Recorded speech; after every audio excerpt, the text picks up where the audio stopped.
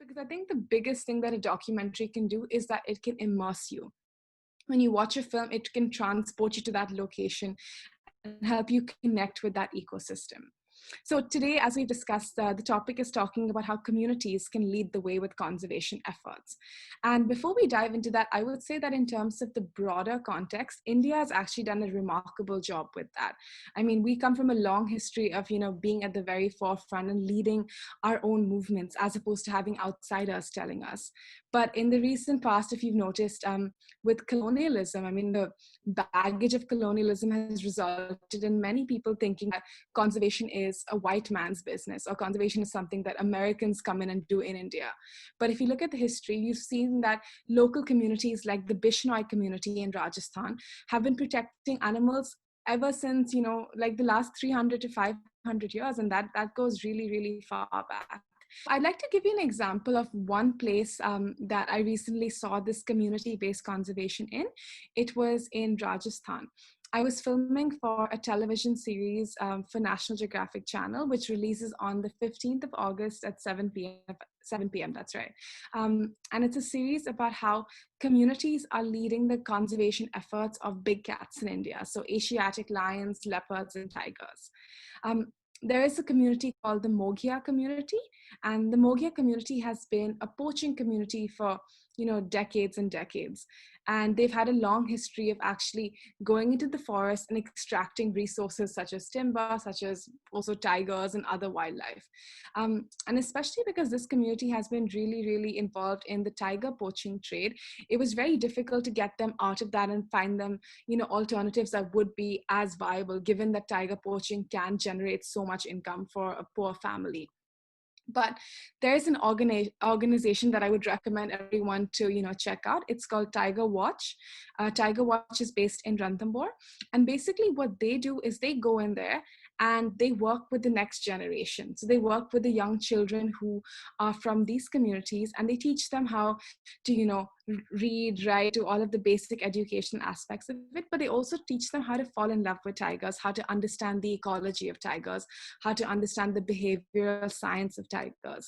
And what's remarkable is that when these children grow up, they are much more likely to, go to Jaipur, for example, and pursue, meaningful work opportunities as opposed to being hunters. And I think to me, that example of working with the next generation in a community and transforming that community over the course of, say 20 to 30 years, because conservation is not a short-term process, it is a long-term process. So I think that represents success to me. Another thing that this organization has done that is really incredible is starting something called the Village Wildlife Volunteers Program.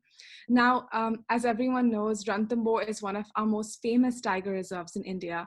And as a result, there's been a huge tiger population. And when the tiger population grows beyond a certain carrying capacity, they cannot stay within the boundaries of the national park. They have to move forwards into other areas where they can, find places to mate, find places to prey. And in a country like India, where we have such a large population, when you go outside of protected areas, it's almost always villages, right? So these tigers are now straying out into villages where they come into direct conflict with humans, and where there are higher chances of them also being trafficked for the illegal wildlife trade that sometimes goes into China and other Southeast Asian countries.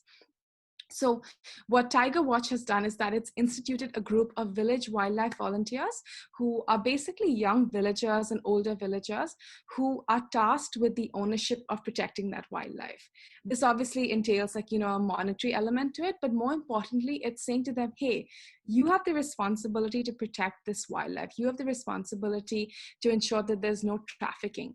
And it's been remarkably successful. I mean, these communities go out there, they set up camera traps, they use different kinds of technology. If there's any suspicion of someone being a poacher in their community, they immediately report it to the authorities. And they've actually managed to create this amazing network of, say, 500 villagers from different villages around Ranthambore Tiger Reserve. And that's resulted in tigers prospering outside of the protected area. Natural world, forests around us, the oceans around us are really beautiful. But when I started traveling in India, I realized that it's not just about the beauty of it. It's not just about how incredibly pristine they are. If you look at India's forests today, they are incredibly threatened. We have different threats ranging from the illegal wildlife trafficking industry that goes from India to many other countries. We have threats like development that sometimes isn't sustainable or well calculated. We have other threats as well.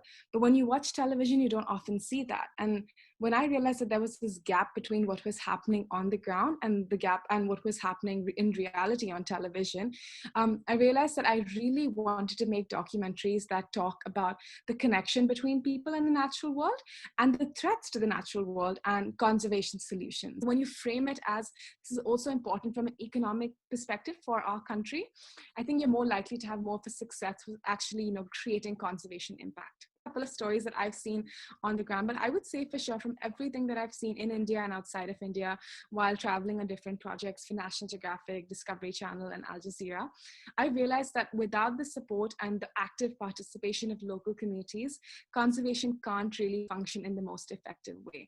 So I know you guys would be doing different things during your career, but I think that one of the most important aspects is, regardless of whether you're working in the social sector or whether you're working in politics or whether you're working in the wildlife conservation sector, is that you have to involve local communities first. You need to ask them about what they would like to get out of it, because very often we go there with our, beliefs about what a community wants, but very often a needs assessment can be really, really helpful. Speaking to the communities in a way that is really open-ended and where you ask them, fully about what they would like to get from this, and then working backwards to see how that can connect to the conservation dots so that you can actively protect wildlife. There's less than 5% of areas are currently protected under national parks and protected areas, right? So that is not a lot. I think that when we think about development versus conservation, conservation will always lose. So I always frame conservation as development as well. I mean, the work that we're doing to protect wildlife and wild spaces, that is development, because for those local communities, they're receiving so much benefit from it. We're getting clean air, clean water. I've lived in Delhi for some years, and I've lived in Goa as well for most of my life. And I realized the difference in air quality makes a huge difference to life, right? So when we think about, the natural world, and when we kind of make it this development versus conservation issue, we often, lose out on both ends.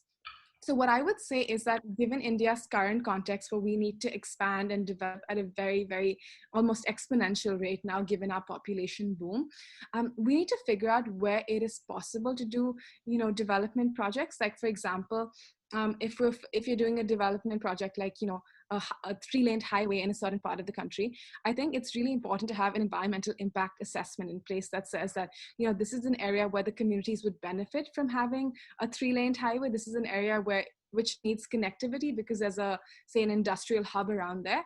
But if it happens that, we have an important wildlife zone there, or a critically important water reservoir, or a national park that's been, if that's evolved for millions of years, I think we kind of, in that situation, need to prioritize the natural world and then use our ingenuity as humans who can innovate, use technology to figure out another place to go build that infrastructure, or figure out a way to build that infrastructure in a way that is sustainable and long-term.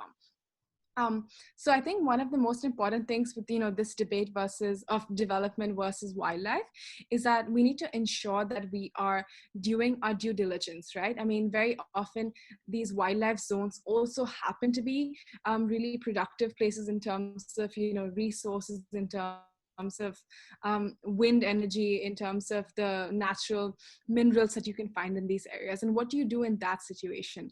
I think that in those situations, sometimes we will have to prioritize development, and sometimes we will have to prioritize conservation-based development.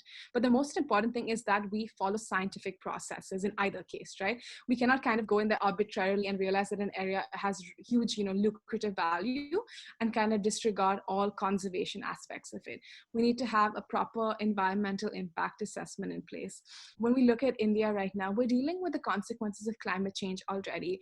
We have climate change refugees in India, in West Bengal, for example, already. People have had to leave because of rising sea levels, right? We're dealing with the consequences of bad air quality. And at this time, we need the environment to be healthy, to be strong more than ever before. So it's our responsibility to fight for it right now, but also to be intelligent enough to realize that in some situations, development of, infrastructure is really required from a conservation perspective.